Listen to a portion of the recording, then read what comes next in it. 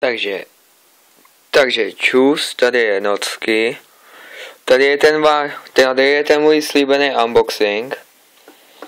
Takže dělám unboxing na tuhle myš od Biohazard. Je to verze 1 a ještě na tyhle sluchátka. Soil.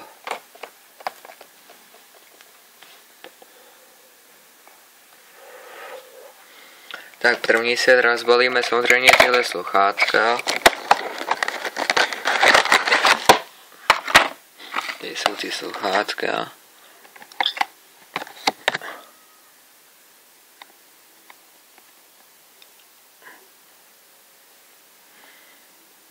No, škoda. Česky to tu není. Tak, no, je trochu jiný. No, nic. Vám číst nebudu. Tady jsou ty sluchátka. Samozřejmě já už je rozbaloval. Takže vím, jaký jsou. Mají zlatý jack. Pozlacený. Omlouvám se. Jsou jako výkonný. Do školy na nudný hodiny matiky. Akorát.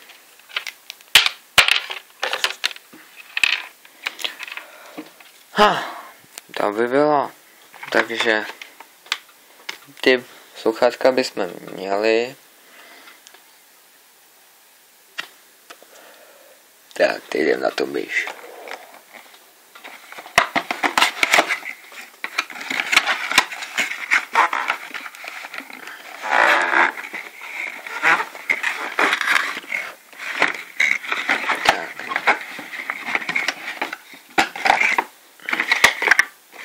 Než vám ji celou ukážu, tak vám ještě řeknu, co všechno má. Má LED podsvíšení myš, odvalovací kolečko taky, pozlacený USB konektor, 7 tlačítek a posuvné kolečko, rozlišení 800 dpi, 1600 dpi, 2400 dpi a 3200 dpi.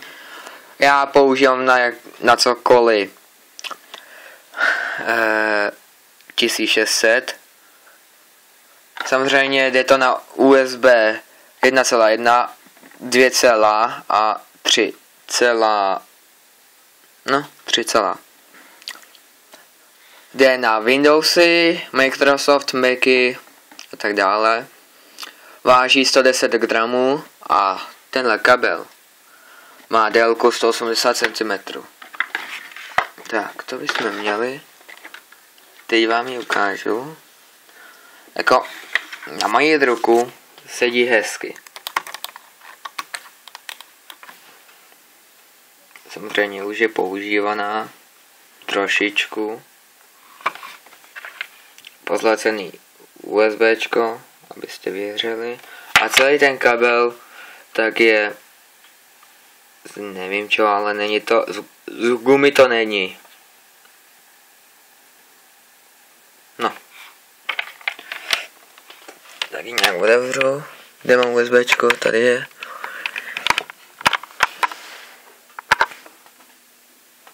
Tak jsem idiot nebo co? Tak, jo. Já vám ukážu, jak svítí defaultně. Samozřejmě bliká, nebo bliká ne, ale svítí, mění barvy.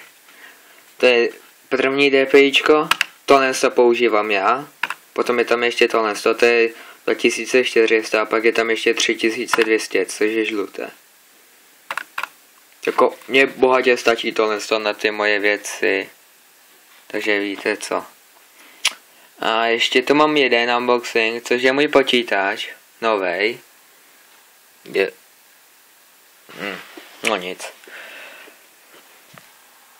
Počkejte. Asi to kliknu tak. Takže celý počítač tak má 8 GB RAM. Potom má ještě 2 GB grafiku od AMD.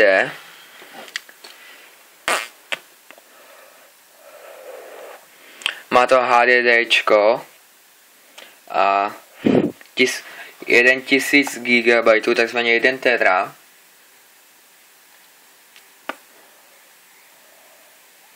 A CPUčko je taky od AMD.